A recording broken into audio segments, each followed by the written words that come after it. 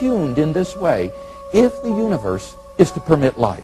This has been pointed out by Frank Tipler and John Barrow in their book, The Anthropic Cosmological Principle. They list 10 steps in the evolution of Homo sapiens, each of which is so improbable that before it would have occurred by chance alone, the sun would have ceased to be a main sequence star and incinerated the Earth. They estimate the evolution of the human genome, the odds of this are somewhere between 4 to the negative 180th power to the 110,000th power, and 4 to the negative 360th power to the 110,000th power. So if evolution did occur, it would literally be a miracle, and therefore evidence for the existence of God. Now, if you study the history that is common to Muslims and Christians and Jews, you find miracles like a staff turning into a snake, or a water parting in the case of Moses, or a dead person coming back to life, or the blind being able to see, or a clay bird being blown into and it turns into a real bird. These are miracles of prophets that we all believe in. The thing of it is, though, Muslims believe that the overwhelming miracle of Islam, of Muhammad ﷺ, is not something visual. It's this message, it's these words. And they're not even given in the form of a book or a tablet or anything, they're spoken word. The Quran in its original form is spoken word. This is a dramatic departure from all the miracles of the past. I mean, if you talk to someone of similar faith, a Christian Jewish tradition, if you think of miracles, they think something for the eyes to see for the most part, right? A blind person being able to see again, and a leper being cured, etc. But for now, this miracle is less for the eyes to see, but more for the ears to hear. So how can that be miraculous? This is the first question that comes to mind. The Muslim response to that is, number one, the reason for this miracle being an audible one is because it had to outlive the life of its messenger. We Muslims believe Muhammad is the final messenger, and this message has to be carried forward. Now, for a believing follower of Jesus, when he tells his child, I saw the dead person come back to life, I saw the blind being cured with my own eyes, that's a father narrating an eyewitness account. That child would narrate it to his next generation as a family tradition. But after a few generations, it's just a story. You could believe it, or you could say, I've heard this from my parents, I don't know, I didn't see it for myself. Which is the skeptic attitude we have today.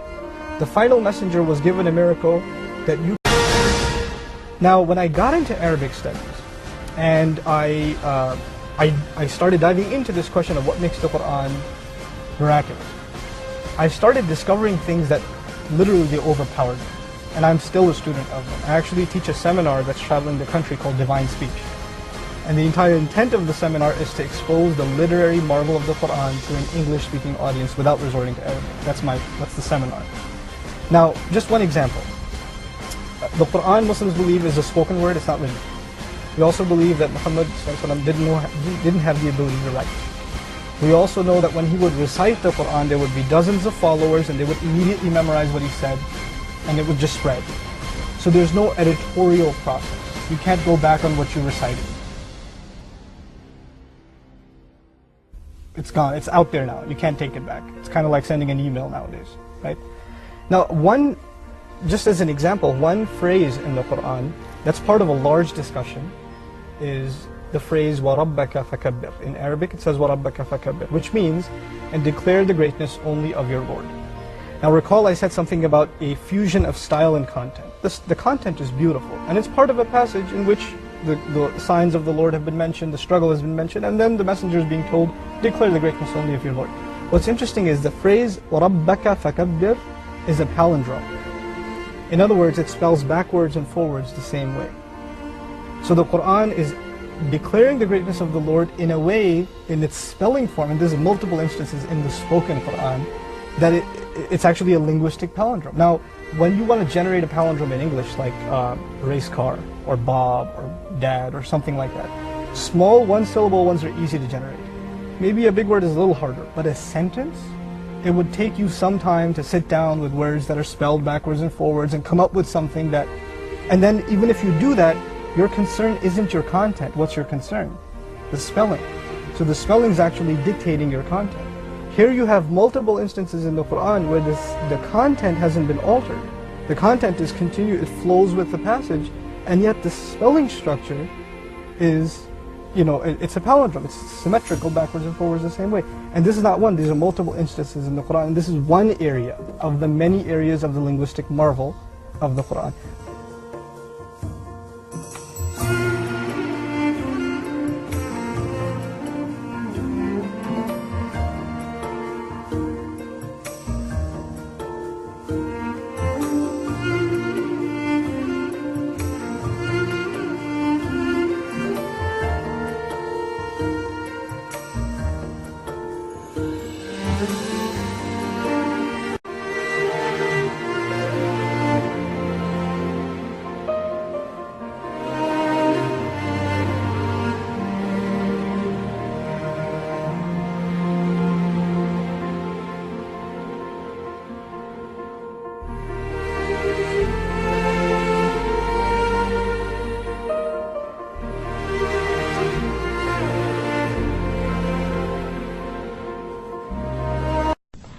Now, the last part of this class, which I wanted to end with, is the miracle of the Holy Quran. So, the miracle of the Holy Quran. One of the characteristics of the definition of the Holy Quran is that it is inimitable. It is not able to be copied. It is a miracle. And this is called the ijaz of the Holy Quran. This is a characteristic called ijaz. The ijaz is an essential feature of the Holy Quran, and it refers to the inability and uniqueness of the book such that no other book can mimic it. That's what we mean by the miracle of the Holy Quran. Because the miracle that Musa a.s. did when he separated the river and all the other things that he did with his staff, those only a small group of people were able to witness. And so they became his followers, and then subsequently they were not those people. The miracles that the previous prophets performed, they were for a particular group of people. The miracle of the Prophet ﷺ was the fact that the word of Allah subhanahu wa ta'ala was preserved. And that was bestowed upon not only the people that were present before the Prophet ﷺ, but also for the subsequent generations that were to come after them. Because our miracle is continuous. Our miracle, the miracle of the Prophet ﷺ, is present in the house of every single Muslim. Now, there are various aspects of the miracle of the Quran. There are various aspects of the book that make it so miraculous. Number one is the language and the style of the Quran. The language, the linguistics of the Quran make it a miracle. And the proof of this is that Allah subhanahu wa ta'ala in several places within the book challenges the people and says, قُلْ إِن كُنْتُمْ فِي رَيْبٍ مِّمَّا نَزَّلْنَا عَلَىٰ أَبْدِنَا فَأْتُوا بِسُورَةٍ مِّن مِّثْلِهِ وَادْعُوا شُهَدَاءَكُم مِّن دُونِ اللَّهِ إِن كُنْتُمْ صَادِقِينَ فَإِن لَمْ تَفْعَلُوا وَلَن تَفْعَلُوا فَاتَّقُوا النَّارَ الَّتِي وَقُودُهَا النَّاسُ وَالْحِجَارَةُ أُعِدَّتْ لِلْكَافِرِينَ. Allah subhanahu wa ta'ala says that if you have some doubt about the book that I'm revealing, then produce something like it. Bring something that's similar to it. And call all of your people together and try to produce something like it. Not only can you not do so, you will never be able to do so. And so therefore you should accept the book, and then the ayah continues.